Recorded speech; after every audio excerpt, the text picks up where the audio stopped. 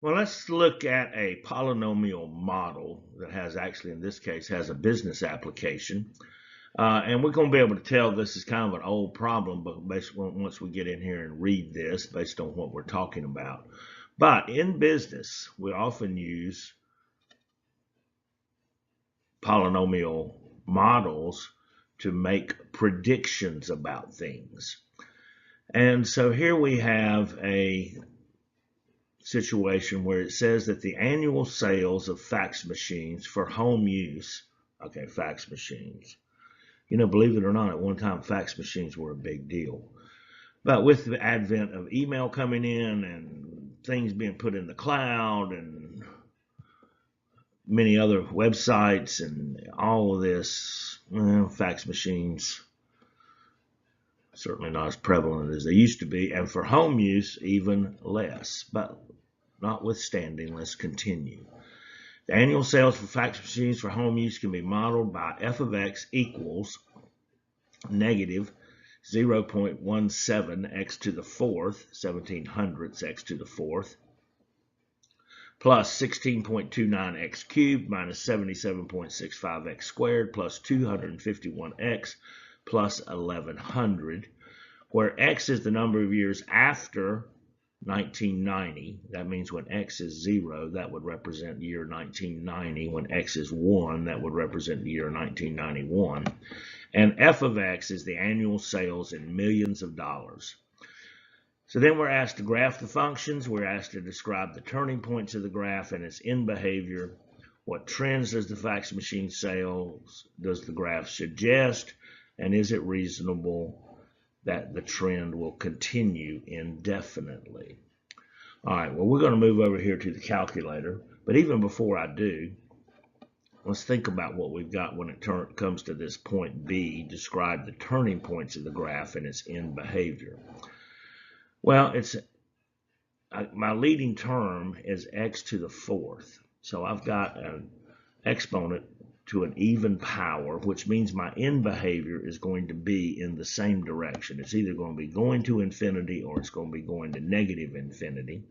This happens to be a negative 0.17, which tells me that my end behavior is going to be arms down. We're going to be going into negative infinity. And with x to the fourth, I would expect to have 3 turning points. The degree of the leading term minus 1, 4 minus 1, 3. Now, this is going to have some large numbers in it. Look, my y-intercept is actually going to be positive 1100. Think about that. So my window settings, I'm going to have to think about my window settings, and we'll explore the kind of things I was thinking about on our window settings when we get over to the graph, because we'll take a look at that. And then we'll look at what the trends are and whether it's reasonable. So hold on, let's head over to the graphing calculator. All right, so here I'm at y equals, and you can see that I've already entered the function equation into the calculator. And I'll confess that I actually did a zoom fit to begin with as far as my window settings to kind of get a picture of what I may see. And then I put a little bit more deeper thinking into it. So let's see what I did with the window settings. So I set the x minimum at 0. Now, why would I set the x minimum at 0? What does x represent? X represents the number of years since 1990. So I'm not concerned. So that means that when x is 0, x0 represents the year 1990, and I'm not concerned with what happened before 1990. So I just set the x minimum at 0, and then on my x maximum, I'm thinking, well, okay, how many years am I going to take a look at past 1990? Well, I said, well, I don't know, 30 years certainly seems to be more than enough. That'd take us to 2020, right? Yeah, 2020. And I've just put a scale on it of 2. I could have done anything there, maybe 3. If I did it again, maybe I might put an x scale of 3, to be honest with you. So I'd have 10 little increments there on the x scale. And then I set the y minimum at 0. So why would I set the y minimum at 0? Well, I can't sell a negative number of fax machines, right? I mean, if it goes to zero, it goes to zero, but I'm not going to sell a negative number. And then the Y maximum when I did the zoom fit was like 1,300 and something, and I just rounded it up to 1,400. So let's go take a peek at the graph. Now with the numbers this large, I'm probably not going to see both ends of the end behavior. I just need to know that I'm going to negative infinity no matter what. Just because it's a negative coefficient on a exponent that's raised to an even power, in this case x to the fourth. So here's, after doing that, here's what I see in my graph, and I can see one turning point here. I can't see the other two. They may be over here on the left side. So here I got the y-axis. Here I've got the x-axis. And so anyway, we've described what we might see in the turns. I see the one turn there. There's probably a couple of more that I can't actually see because the numbers on this are so large.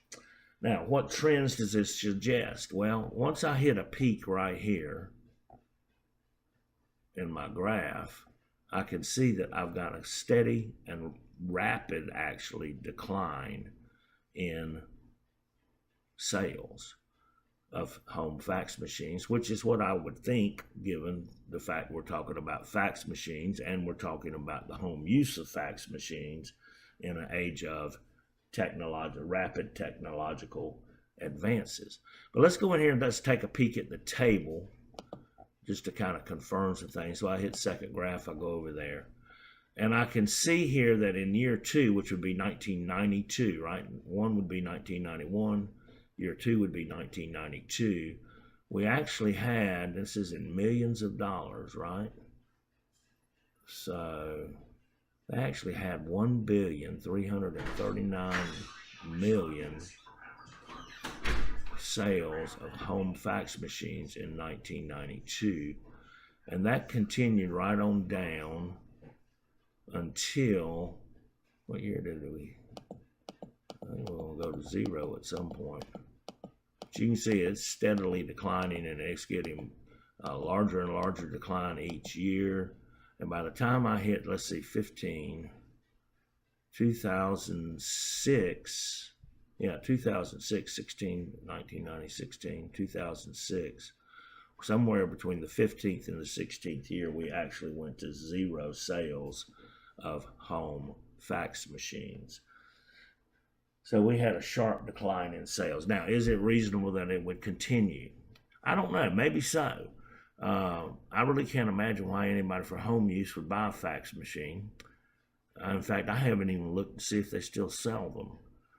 But maybe I suppose they do. That would be, in year 15, they sold 16 million. I guess if they were selling 16 million in 2005, maybe there's a few sales, but there can't be very many. So, anyway, but that just kind of gives you a picture. This is kind of a real-life situation where an analyst would put together a polynomial model to try to predict what's going to happen, in this case, in sales for some type of item. So what do? We graphed it. We talked about what the end behavior and turning points were going to be. We looked at what the graph told us, what the trend may be. Probably told you in 1990 you might want to be thinking about getting out of somewhere around 2000, particularly you want to be getting out of the fax machine sales business. And then we make a prediction, is this going to continue indefinitely? And I would actually say that in real life that's a maybe. Is it going to go to zero?